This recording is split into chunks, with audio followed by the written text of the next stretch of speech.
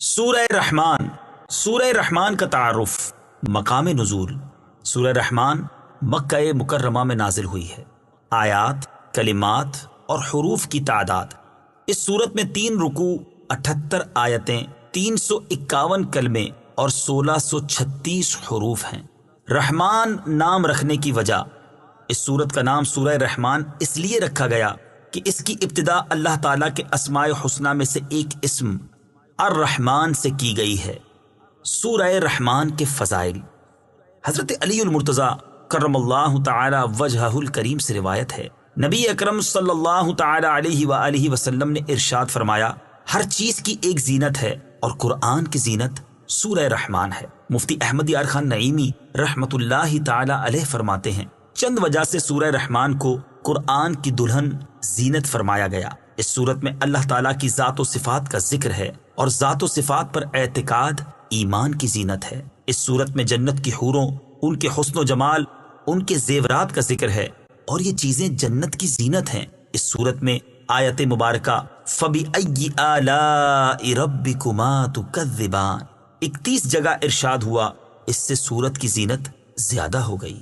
حضرت فاطمہ الزہرا رضی اللہ تعالی عنہا سے روایت ہے، رسول کریم صلی اللہ تعالی علیہ وآلہ وسلم نے ارشاد فرمایا، سورہ حدید، سورہ واقعہ اور سورہ رحمان کی تلاوت کرنے والے کو زمین و آسمان کی بادشاہت میں جنت الفردوس کا مکین پکارا جاتا ہے. نمبر 3، اس سورت کی آیات اگرچہ چھوٹی چھوٹی ہیں لیکن ان کی تاثیر بہت مضبوط ہے.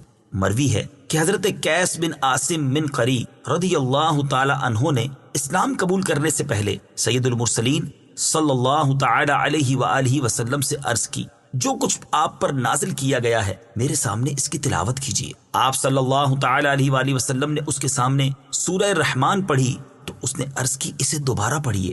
حتیٰ کہ نبی اکرم صلی اللہ تعالی علیہ وآلہ وسلم نے اس کے کہنے پر 3 مرتبہ سورہ رحمان کو پڑھا. سورہ رحمان سن کر اس نے عرض کی، خدا کی قسم یہ سورت بہت ہی خوبصورت ہے، اس میں بہت حلاوت ہے.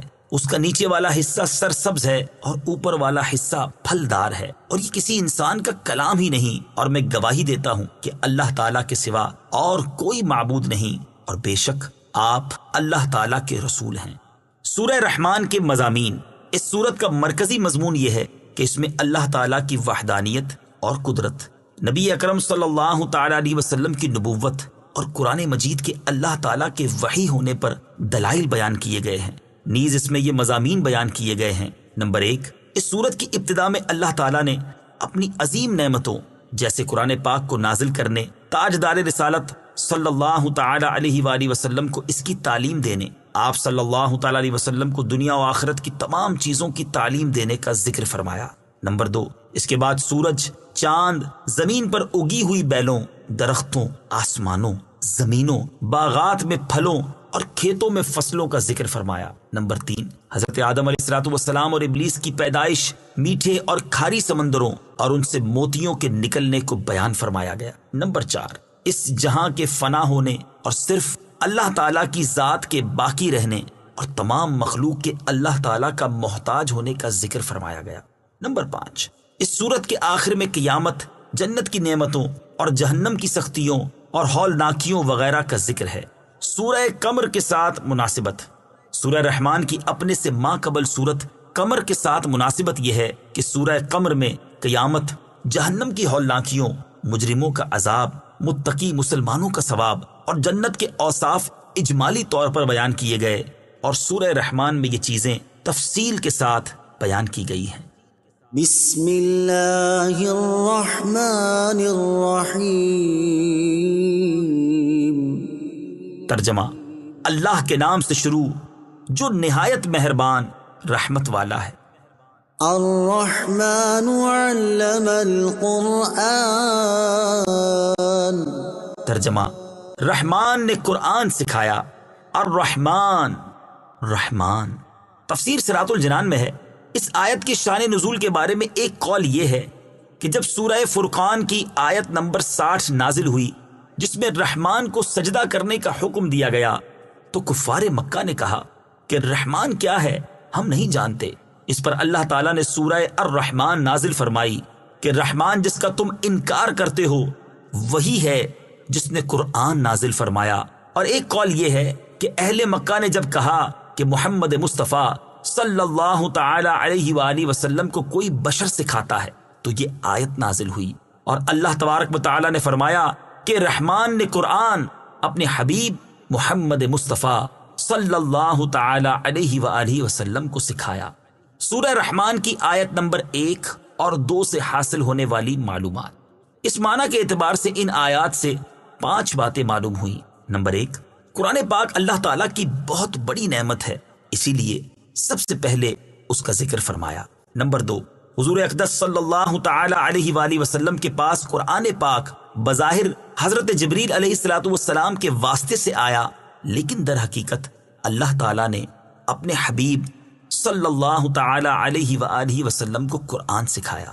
نمبر 3، مخلوق میں سے حضور پرنور صلی اللہ تعالی علیہ وآلہ وسلم کا کوئی استاد نہیں، بلکہ آپ کا علم مخلوق کے واسطے کے بغیر اللہ تعالیٰ کی عطا سے ہے۔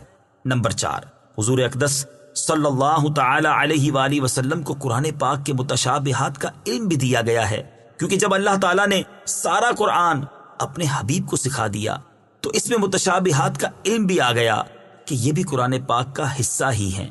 نمبر 5، اللہ تعالیٰ نے حضرت آدم علیہ نبینا علیہ السلام کو تمام اشیاء کے نام سکھائے، جیسا کہ ارشاد باری تعالیٰ ہے، وعلم آدم الأسماء كلها۔ ترجمہ، اور اللہ تعالیٰ نے آدم کو تمام اشیاء کے نام سکھا دیے۔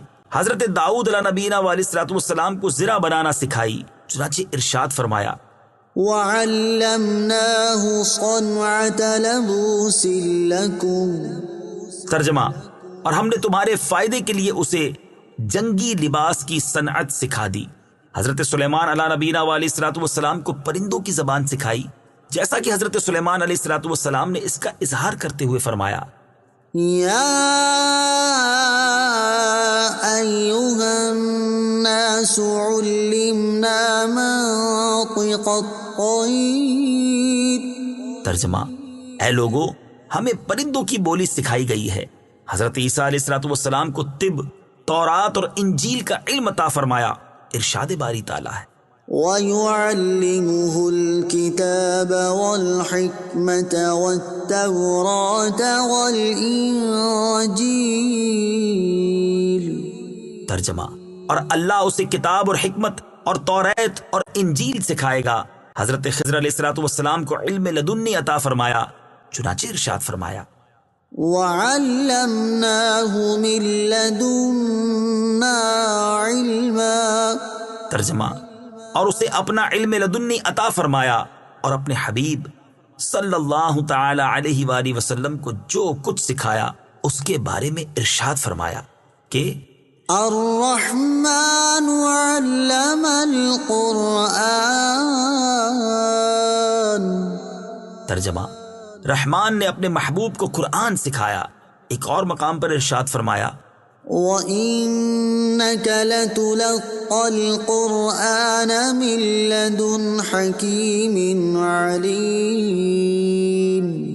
ترجمہ، اور اے محبوب، بے شک آپ کو حکمت والے، علم والے کی طرف سے قرآن سکھایا جاتا ہے۔ اور ایک جگہ واضح طور پر فرما دیا کہ وَعَلَّمَكَ مَا لَمْ تَكُن تَعْلَمُ۔ ترجمہ، اور آپ کو وہ سب کچھ سکھا دیا جو آپ نہ جانتے تھے۔ اس سے معلوم ہوا کہ سید المرسلین صلی اللہ تعالی علیہ وآلہ وسلم کا علم تمام انبیاء کرام بلکہ تمام مخلوق سے زیادہ ہے۔ خلق الانسان علمہ البیان۔ ترجمہ، انسان کو پیدا کیا، اسے بیان سکھایا۔ خلق الانسان، انسان کو پیدا کیا۔ تفسیر صراط الجنان میں ہے، اس آیت اور اس کے بعد والی آیت میں انسان اور بیان کے مصداق کے بارے میں مفسرین کے مختلف قول ہیں۔ ایک قول یہ ہے کہ یہاں انسان سے مراد دو عالم کے سردار محمد مصطفیٰ صلی اللہ تعالی علیہ وآلہ وسلم ہیں، اور بیان سے ما کان و ما یکون، یعنی جو کچھ ہو چکا اور جو کچھ آئندہ ہوگا کا بیان مراد ہے۔ کیونکہ نبی کریم صلی اللہ تعالی علیہ وآلہ وسلم اولین و آخرین اور قیامت کے دن کی خبریں دیتے تھے۔ ایک قول یہ ہے کہ یہاں انسان سے مراد حضرت آدم علیہ السلام ہیں، اور بیان سے مراد تمام چیزوں کے اسماء اور تمام زبانوں کا بیان مراد ہے۔ اور ایک قول یہ ہے کہ یہاں انسان سے اس کی جنس یعنی حضرت آدم علیہ السلام اور ان کی تمام اولاد مراد ہے، اور بیان سے مراد گفتگو کی صلاحیت ہے جس کی وجہ سے انسان دیگر حیوانوں سے ممتاز ہوتا ہے۔ الشمس والقمر بحسبان۔ ترجمہ: سورج اور چاند حساب سے ہیں۔ الشمس والقمر بحسبان، سورج اور چاند حساب سے ہیں۔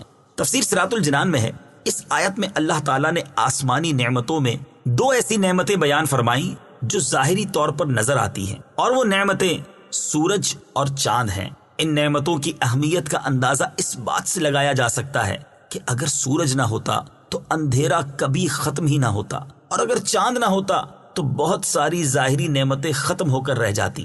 اور ان کا سب سے بڑا فائدہ یہ ہے کہ سورج اور چاند معین اندازے کے ساتھ اپنے اپنے بروج اور منازل میں حرکت کرتے ہیں، کیونکہ اگر سورج حرکت کرنے کی بجائے ایک ہی جگہ کھڑا رہے تو اس سے کوئی بھی فائدہ نہیں اٹھا سکتا، اور اگر اس کی گردش لوگوں کو معلوم نہ ہو تو وہ معاملات ٹھیک طرح سے سر انجام نہیں دے سکتے۔ اور ان کا ایک فائدہ یہ ہے کہ اوقات کے حساب، سالوں اور مہینوں کا شمار انہی کی رفتار سے ہوتا ہے۔ والنجم والشجر يسجدان۔ ترجمہ: اور سبزے اور درخت سجدہ کرتے ہیں۔ والنجم والشجر يسجدان، اور سبزے اور درخت سجدہ کرتے ہیں۔ تفسیر صراط الجنان میں ہے، یہاں نجم سے مراد زمین سے پیدا ہونے والی وہ نباتات ہیں جو تنا نہیں رکھتی، جیسے سبزہ اور انگور کی بیل وغیرہ، اور شجر سے مراد وہ نباتات ہیں جو تنا رکھتی ہیں، جیسے گندم، جو اور درخت وغیرہ۔ اور ان کے سجدہ کرنے سے مراد یہ ہے کہ ان کے سائے سجدہ کرتے ہیں۔ اس کی تائید اس آیت سے بھی ہوتی ہے۔ أَوَلَمْ يَرَوْا إِلَى مَا خَلَقَ اللَّهُ مِن شَيْءٍ يَتَفَيَّأُ ظِلَالُهُ عَنِ الْيَمِينِ وَالشَّمَائِلِ سُجَّدًا لِلَّهِ وَهُمْ دَاخِرُونَ۔ ترجمہ: اور کیا انہوں نے اس طرف نہ دیکھا کہ اللہ نے جو چیز بھی پیدا فرمائی ہے اس کے سائے اللہ کو سجدہ کرتے ہوئے دائیں اور بائیں جھکتے ہیں، اور وہ سائے عاجزی کر رہے ہیں۔ اور بعض مفسرین نے فرمایا کہ سجدہ کرنے سے مراد یہ ہے کہ وہ اللہ تعالیٰ کے حکم کے فرما بردار ہیں۔ سبزے اور درختوں کی اہمیت۔ یاد رہے کہ سبزے اور درخت زمین پر اللہ تعالیٰ کی بہت بڑی نعمتیں ہیں، اور ان نعمتوں کی اہمیت کا کچھ اندازہ یوں لگا سکتے ہیں کہ اگر یہ نہ ہو تو انسان رزق کے وافر حصے سے محروم ہو جائے گا، اور جانوروں کا گوشت کھانے کو ترس جائے گا، کیونکہ جانوروں کی نشو و نما انہی سے ہوتی ہے۔ اور جب یہ سبزے نہ ہوں گے تو جانور کیسے پلے بڑھیں گے، اور جب جانور پلے بڑھیں گے نہیں تو انسان ان کا گوشت کہاں سے حاصل کریں گے۔ والسماء رفعها ووضع الميزان ألا تطغوا في الميزان۔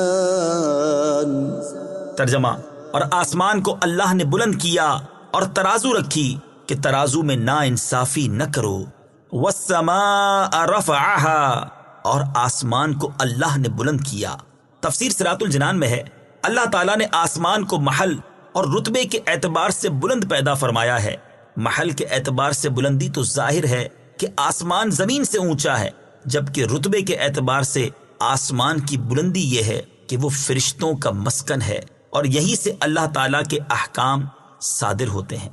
وَوَضَعَ الْمِيزَانَ، اور ترازو رکھی۔ تفسیر صراط الجنان میں ہے، ایک قول یہ ہے کہ یہاں میزان سے مراد عدل کرنا ہے۔ اس صورت میں آیت کا معنی یہ ہے کہ اللہ تعالیٰ نے مخلوق کے درمیان تمام معاملات میں عدل کرنے کا حکم دیا ہے۔ اور ایک قول یہ ہے کہ میزان سے مراد وہ تمام آلات ہیں جن سے اشیاء کا وزن کیا جائے اور ان کی مقداریں معلوم ہو سکیں، جیسے ترازو، اشیاء ناپنے کے آلات اور پیمانے وغیرہ۔ اس صورت میں آیت کے اس حصے اور اس کے بعد والی آیت کا معنی یہ ہے کہ اللہ تعالیٰ نے زمین پر اشیاء ناپنے اور تولنے کے آلات پیدا فرمائے اور اپنے بندوں پر لین دین کے معاملات میں عدل قائم رکھنے اور برابری کرنے کے احکام نافذ فرمائے، تاکہ وہ ناپ تول میں نا انصافی نہ کریں اور کسی کی حق تلفی نہ ہو۔ ناپنے تولنے کے آلات کی اہمیت۔ اللہ تعالیٰ کی جس نعمت کا بیان اس آیت میں ہوا، اس کی اہمیت کا اندازہ اس بات سے بآسانی لگایا جا سکتا ہے کہ لوگ اپنے ساتھ غبن اور دھوکہ دہی پسند نہیں کرتے، اور نہ ہی کوئی اس بات پر راضی ہوتا ہے کہ دوسرا شخص کسی چیز میں اس پر غالب آ جائے، چاہے وہ چیز معمولی سی ہی کیوں نہ ہو۔ لہٰذا اگر ناپ تول کے معاملات میں عدل و انصاف اور برابری نہ ہو تو معاشرے میں جو جھگڑے اور فسادات برپا ہوں گے اور آپس میں جو بغض و عناد پیدا ہوگا وہ کسی عقل مند سے ڈھکا چھپا نہیں۔ حضرت قتادہ رضی اللہ تعالی عنہ اسی آیت کی تفسیر میں فرماتے ہیں، اے انسان، تو دوسروں کے ساتھ اسی طرح انصاف کر جس طرح تجھے پسند ہے کہ تیرے ساتھ انصاف کیا جائے، اور تو دوسروں کو اسی طرح پورا پورا ناپ تول کر دے جیسے تجھے پورا پورا ناپ تول کر لینا پسند ہے، کیونکہ عدل و انصاف ہی سے لوگوں کے حالات درست رہ سکتے ہیں۔ وَأَقِيمُوا الْوَزْنَ بِالْقِسْطِ وَلَا تُخْسِرُوا الْمِيزَانَ۔ ترجمہ، اور انصاف کے ساتھ تول قائم کرو اور وزن نہ گھٹاؤ۔ وَأَقِيمُوا الْوَزْنَ بِالْقِسْطِ، اور انصاف کے ساتھ تول قائم کرو۔ تفسیر صراط الجنان میں ہے، یعنی جب تم لوگوں کے لیے کوئی چیز ناپو یا تولو تو انصاف کے ساتھ ناپ تول کرو اور اس چیز کا وزن کم نہ کرو۔ ناپ تول میں انصاف کرنے کا حکم دیا گیا۔ ناپ تول میں انصاف کرنے کا حکم دیتے ہوئے ایک اور مقام پر اللہ تعالیٰ ارشاد فرماتا ہے، وَأَوْفُوا الْكَيْلَ إِذَا كِلْتُمْ وَزِنُوا بِالْقِسْطَاسِ الْمُسْتَقِيمِ ذَلِكَ خَيْرٌ وَأَحْسَنُ تَأْوِيلًا۔ ترجمہ، اور جب ماپ کرو تو پورا ماپ کرو اور بالکل صحیح ترازو سے وزن کرو، یہ بہتر ہے اور انجام کے اعتبار سے اچھا ہے۔ اور ارشاد فرماتا ہے، أَوْفُوا الْكَيْلَ وَلَا تَكُونُوا مِنَ الْمُخْسِرِينَ وَزِنُوا بِالْقِسْطَاسِ الْمُسْتَقِيمِ وَلَا تَبْخَسُوا النَّاسَ أَشْيَاءَهُمْ وَلَا تَعْثَوْا فِي الْأَرْضِ مُفْسِدِينَ۔ ترجمہ، اے لوگو، ناپ پورا کرو اور ناپ تول کو گھٹانے والوں میں سے نہ ہو جاؤ، اور بالکل درست ترازو سے تولو، اور لوگوں کو ان کی چیزیں کم کر کے نہ دو، اور زمین میں فساد پھیلاتے نہ پھرو۔ اور کم ناپنے تولنے والوں کے بارے میں ارشاد فرماتا ہے، وَيْلٌ لِّلْمُطَفِّفِينَ الَّذِينَ إِذَا اكْتَالُوا عَلَى النَّاسِ يَسْتَوْفُونَ وَإِذَا كَالُوهُمْ أَو وَّزَنُوهُمْ يُخْسِرُونَ أَلَا يَظُنُّ أُولَئِكَ أَنَّهُم مَّبْعُوثُونَ لِيَوْمٍ عَظِيمٍ يَوْمَ يَقُومُ النَّاسُ لِرَبِّ الْعَالَمِينَ۔ ترجمہ، کم تولنے والوں کے لیے خرابی ہے وہ لوگ کہ جب دوسرے لوگوں سے ناپ لیں تو پورا وصول کریں، اور جب انہیں ناپ یا تول کر دیں تو کم کر دیں۔ کیا یہ لوگ یقین نہیں رکھتے کہ انہیں اٹھایا جائے گا ایک عظمت والے دن کے لیے جس دن سب لوگ رب العالمین کے حضور کھڑے ہوں گے؟ حضرت عبداللہ ابن عمر رضی اللہ تعالیٰ عنہما فرماتے ہیں، رسول کریم صلی اللہ تعالی علیہ وآلہ وسلم نے ہماری طرف توجہ فرمائی اور ارشاد فرمایا، اے مہاجرین، جب تم 5 باتوں میں مبتلا کر دیے جاؤ اور میں خدا سے پناہ مانگتا ہوں کہ تم ان باتوں کو پاؤ۔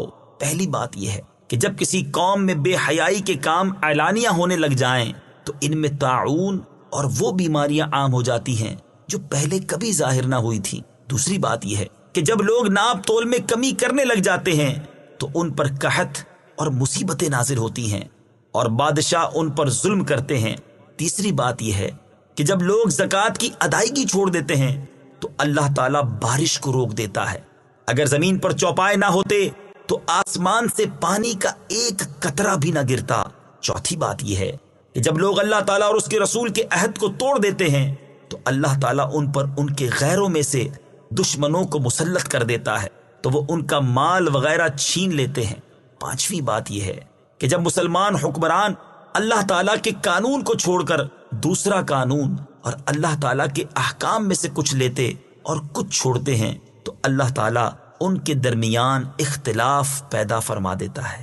وَالْأَرْضَ وَضَعَهَا لِلْأَنَامِ فِيهَا فَاكِهَةٌ وَالنَّخْلُ ذَاتُ الْأَكْمَامِ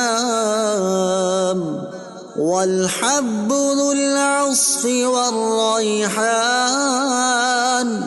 فَبِأَيِّ آلَاءِ رَبِّكُمَا تُكَذِّبَانِ۔ ترجمہ: اور اس نے مخلوق کے لیے زمین رکھی، اس میں پھل، میوے اور غلاف والی کھجوریں ہیں اور بھوسے والا اناج اور خوشبودار پھول ہیں، تو اے جن و انسان تم دونوں اپنے رب کی کون کون سی نعمت کو جھٹلاؤ گے۔ وَالْأَرْضَ وَضَعَهَا لِلْأَنَامِ، اور اس نے مخلوق کے لیے زمین رکھی۔ تفسیر صراط الجنان میں ہے، ارشاد فرمایا کہ اللہ تعالیٰ نے اس مخلوق کے لیے زمین کو فرش کی طرح بچھا دیا جو اس میں رہتی اور بستی ہے تاکہ وہ اس میں آرام کریں اور فائدے اٹھائیں۔ فیہا فاکہہ، اس میں پھل میوے ہیں۔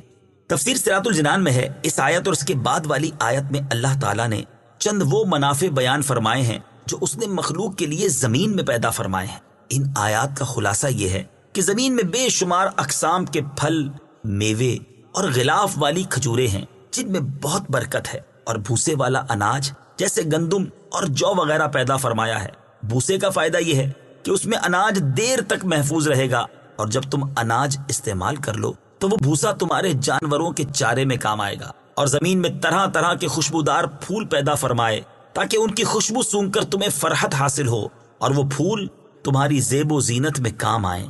فَبِأَيِّ آلَاءِ رَبِّكُمَا تُكَذِّبَانِ، تو اے جن و انسان تم دونوں اپنے رب کی کون کون سی نعمت کو جھٹلاؤ گے۔ تفسیر صراط الجنان میں ہے، یعنی اے جن و انس کی گروہ، جو نعمتیں تمہارے سامنے بیان کی گئیں ان میں سے تم دونوں اپنے رب عز و جل کی کون کون سی نعمت کو جھٹلاؤ گے۔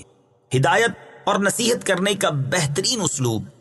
اس سورہ مبارکہ میں یہ آیت 31 بار آئی ہے، اور اس صورت میں بار بار نعمتوں کا ذکر فرما کر یہ ارشاد فرمایا گیا ہے کہ تم اپنے رب عز و جل کی کون کون سی نعمت کو جھٹلاؤ گے۔ یہ ہدایت اور نصیحت کرنے کا بہترین اسلوب ہے، اور اس اسلوب کو اختیار کرنے کا مقصد یہ ہے کہ سننے والے کے نفس کو تنبیہ ہو اور اسے اپنے جرم اور کوتاہی کا حال معلوم ہو جائے کہ اس نے کس قدر نعمتوں کو جھٹلایا ہے، اور اسے اپنے کرتوتوں پر شرم آئے، اور اس طرح وہ نعمتوں کا شکر ادا کرنے اور فرما برداری کرنے کی طرف مائل ہو، اور یہ سمجھ لے کہ اللہ تعالیٰ کی اس پر بے شمار نعمتیں ہیں۔ حضرت جابر رضی اللہ تعالیٰ عنہ فرماتے ہیں، نبی کریم صلی اللہ تعالیٰ علیہ وآلہ وسلم اپنے صحابہ کرام علیہم رضوان کے پاس تشریف لائے اور ان کے سامنے سورہ رحمان شروع سے لے کر آخر تک پڑھی۔ صحابہ کرام علیہم رضوان یہ سورت سن کر خاموش رہے تو آپ صلی اللہ تعالیٰ علیہ وآلہ وسلم نے ارشاد فرمایا، میں نے یہ سورت جنات کو سنائی تو انہوں نے تم سے اچھا جواب دیا۔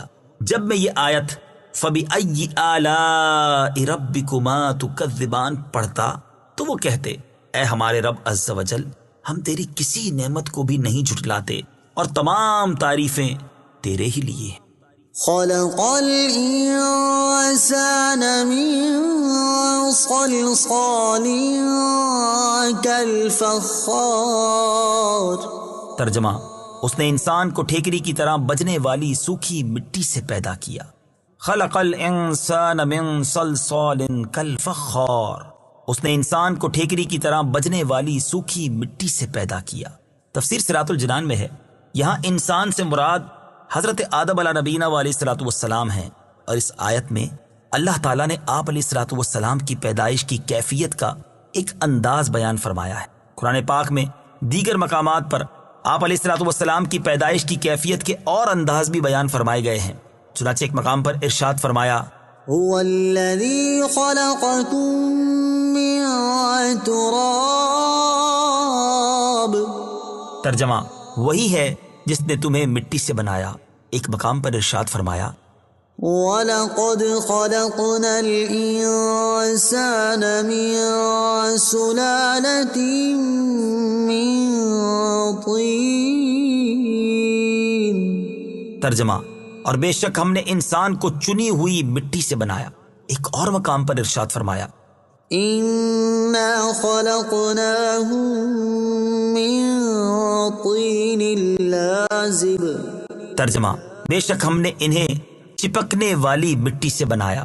ایک مقام پر ارشاد فرمایا، وَلَقَدْ خَلَقْنَا الْإِنسَانَ مِن صَلْصَالٍ مِّنْ حَمَإٍ مَّسْنُونٍ، ترجمہ اور بے شک ہم نے انسان کو خشک بجتی ہوئی مٹی سے بنایا جو ایسے سیاہ گارے کی تھی جس سے بو آتی تھی۔ ان سب آیات کا معنی ایک ہی ہے، اور اس کی تفصیل یہ ہے کہ حضرت آدم علیہ نبینا علیہ الصلوۃ والسلام کی پیدائش سے پہلے ہر قسم کی مٹی جمع فرمائی گئی، پھر اسے پانی سے گوندا گیا تو وہ مٹی ایسا سیاہ گارا بن گئی جس سے بو آتی تھی۔ اس سے اللہ تعالیٰ نے حضرت آدم علیہ نبینا علیہ الصلوۃ والسلام کا جسم مبارک بنایا، اور جب وہ مٹی خشک ہو گئی تو ہوا گزرنے کی وجہ سے ٹھیکری کی طرح بجنے لگی۔ وَخَلَقَ الْجَانَّ مِن مَّارِجٍ مِّن نَّارٍ، فَبِأَيِّ آلَاءِ رَبِّكُمَا تُكَذِّبَانِ، ترجمہ اور اس نے جن کو بغیر دھوئیں والی آگ کے خالص شعلے سے پیدا کیا، تو اے جن و انسان تم دونوں اپنے رب کی کون کون سی نعمت کو جھٹلاؤ گے۔ وَخَلَقَ الْجَانَّ مِن مَّارِجٍ مِّن نَّارٍ، اور اس نے جن کو بغیر دھوئیں والی آگ کے خالص شعلے سے پیدا کیا۔ تفسیر صراط الجنان میں ہے، یہاں جن سے مراد ابلیس ہے۔ ابلیس کو اللہ تعالیٰ نے حضرت آدم علیہ نبینا علیہ الصلوۃ والسلام سے پہلے آگ سے پیدا فرمایا، جیسا کہ ایک اور مقام پر اللہ تعالیٰ نے ارشاد فرمایا، وَالْجَانَّ خَلَقْنَاهُ مِن قَبْلُ مِن نَّارِ السَّمُومِ، ترجمہ اور ہم نے اس سے پہلے جن کو بغیر دھوئیں والی آگ سے پیدا کیا۔ حضرت عائشہ صدیقہ رضی اللہ تعالی عنہا سے روایت ہے، نبی اکرم صلی اللہ تعالی علیہ وآلہ وسلم نے ارشاد فرمایا، فرشتوں کو نور سے پیدا کیا گیا، ابلیس کو خالص آگ سے پیدا کیا گیا، اور حضرت آدم علیہ الصلوۃ والسلام کو اس طرح پیدا کیا گیا جس طرح تمہارے سامنے اللہ تعالیٰ نے قرآن میں بیان کیا۔ فَبِأَيِّ آلَاءِ رَبِّكُمَا تُكَذِّبَانِ، تو اے جن و انسان تم دونوں اپنے رب کی کون کون سی نعمت کو جھٹلاؤ گے۔ تفسیر صراط الجنان میں ہے، یعنی اے جن و انسان کے گروہ، تمہاری تخلیق کی مختلف حیتوں میں اللہ تعالیٰ نے تم پر جو نعمتیں فرمائیں، حتیٰ کہ تمہیں مرکبات میں سے افضل اور کائنات کا خلاصہ بنا دیا، ان میں سے تم دونوں اپنے رب عز و جل کی کون کون سی نعمت کو جھٹلاؤ گے۔ رب المشرقين ورب المغربين، فبأي آلاء ربكما تكذبان، ترجمہ وہ دونوں مشرقوں کا رب ہے اور دونوں مغربوں کا رب ہے،